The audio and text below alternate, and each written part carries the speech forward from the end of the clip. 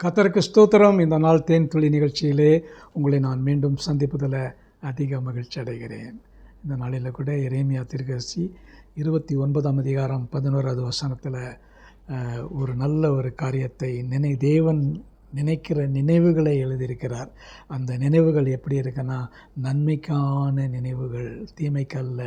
இது இஸ்ரவேல் மக்கள் பாபிலோனுக்கு அடிமைத்தனத்தில் போயிட்டுருக்கிற வேளையில் அவர்களுக்கு ஒரு நல்ல ஒரு தேவன் அவர்களை நினைத்து அவர்களுக்கு 70 வருடங்கள் கழித்து மீண்டுமாக எருசலேமுக்கு கொண்டு வந்தார் என்று பார்க்கிறோம். அதை போல தான் உங்களுடைய என்னுடைய வாழ்க்கையில் கூட நமக்கு பல காரியங்களில் ஒரு சிறையிருப்பில் காரியத்தில் கூட சிக்கி கொண்டு இருந்திருப்போம். ஒரு கட்டுக்குள்ளாக இருந்திருப்போம், சிறையிருப்பில் இருந்திருப்போம். ஆனாலும் தேவன் என்ன சொல்கிறார்? நான் உங்களை குறித்து நினைத்திருக்கிறேன். இந்த வசனத்தை நான் உங்களுக்கு படிக்க விரும்புகிறேன். நீங்கள் எதிர்பார்த்திருக்கும் முடிவை உங்களுக்கு கொடுக்கும்படிக்கு நான் உங்கள் பேரில் நினைத்திருக்கிற நினைவுகளை அறிவேன் என்று கர்த்தர் சொல்லுகிறார். அறிவேன் என்று கர்த்தர் சொல்லுகிறார் என்று சொல்கிறார். அவைகள் தீமைக்கல்ல, சமாதானக்கு ஏதுவான நினைவுகளே. நம்முடைய தேவன் எந்த ஒரு காரியத்தை நம்மை குறித்து நினைத்து சொல்லுகிறாரோ அவைகள் ஒரு காலத்திலும் தீமையாக இருக்காது.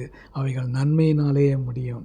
நம்ம நினைக்கலாம், தற்காலிக உலகத்தில் நம்முடைய வாழ்க்கையில் நம்ம கடந்து போகிற காரியங்களில் பார்க்கும் பொழுது எல்லாம் தீமையாக இருக்கிறது, பிரச்சனையாக இருக்கிறது என்று நாம் நினைத்து கொண்டிருப்போம்.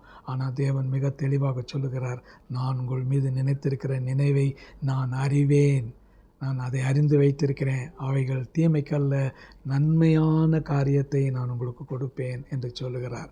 ஆகவே இந்த நாளில் நம்முடைய காரியங்கள் எதுவாக இருந்தாலும் நம்மை நினைக்கும் தேவன் ஒருவர் இருக்கிறார்.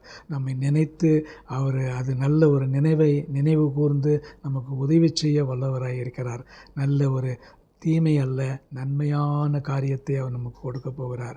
உங்களுடைய என்னுடைய வாழ்க்கையில் நன்மையான காரியத்தை பெற்றுக்கொள்ளப் போகிறோம். ஆண்டவரை நோக்கி பார்ப்போமா? நல்ல ஆண்டவரே, நன்றியோடு துதிக்கிறோம், ஸ்தோத்தரிக்கிறோம்.